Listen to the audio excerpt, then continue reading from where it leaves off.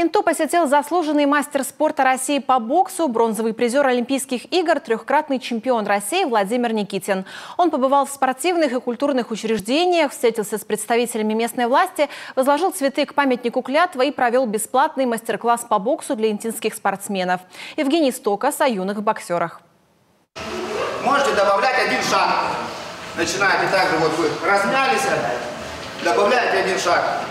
Ценные советы, наставления и примеры. Владимир Никитин проводит мастер-класс для юных боксеров Инты. Заслуженный мастер спорта России делится методикой и опытом. Спортсмены узнают профессиональные секреты и приемы, тонкости техники ведения боя.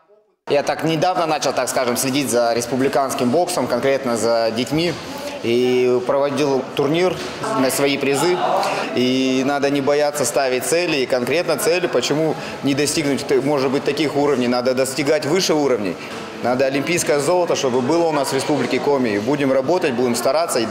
Главная цель визита в Инту знаменитого спортсмена – популяризация спорта и ведение здорового образа жизни. Владимир Никитин родом из поселка Максаковка. Боксом занимается с 7 лет. Проходил подготовку в Сыктывкарской комплексной детско-юношеской школе номер 1, затем переехал в Белгород, несколько лет жил в Америке. Первый серьезный успех Владимира Никитина в 2004 году. Он выиграл первенство России среди старших юношей. В 2012 впервые стал чемпионом России по боксу. Наиболее успешным сезоном для него оказался сезон 2013 года, когда благодаря череде удачных выступлений он удостоился права защищать честь страны на чемпионате Европы в Минске и на чемпионате мира в Алма-Ате.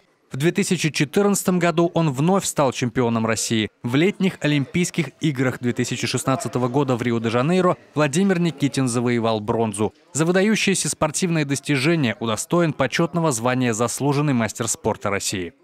Я заканчивал бокс, а он еще занимал, он только начинал восходить, подниматься по карьерной лестнице в боксе, скажем так. Познакомились на соревнованиях. Когда учился, уже тоже я приезжал в Сыктывкар, там тренировались, с ним в одном зале тренировались, как бы. Хороший парень, молодец, так что я могу сказать. Давно знаю, лет 20 уже его. Хороший человек, развивает. Главное, чтобы он делает все на благо страны, на благо детям нашим. То есть это очень важно. Бокс – один из самых популярных видов спорта в Инте. Сейчас секцию посещают 40 ребят. За плечами многих мальчишек огромное количество проведенных боев и высоких наград. Интинцы постоянно участвуют в соревнованиях различного уровня и показывают отличные результаты. Я начал заниматься боксом уже 2 года назад. Я хочу добиться успехов, как Никитин, Тищенко, занимать хорошие места. Да, я хочу, как быть Владимир Никитин, добраться до Олимпийских игр. Я выступал, последние мои соревнования это были в Воркуте, я занял 1 место. И предпоследнее я был в Сыктывкаре, занял 2 место. Я хочу, да, добраться до Олимпийских игр и быть чемпионом России.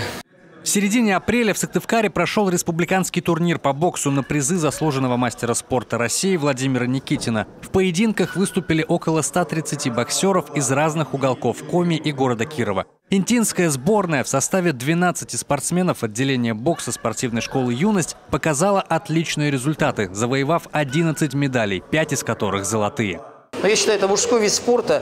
И мое мнение такое, что каждый мальчишка должен пройти секцию бокса, попробовать себя, хотя бы попробовать. А там видно будет. Конечно, нужен талант, нужно трудолюбие, нужно участие родителей, учителей, естественно, тренера. Тренер должен работать 24 часа в сутки, и день и ночь. Уровень бокса среди юниоров у вас высокий. Сверчак Тарас Иванович держит на уровне школу бокса.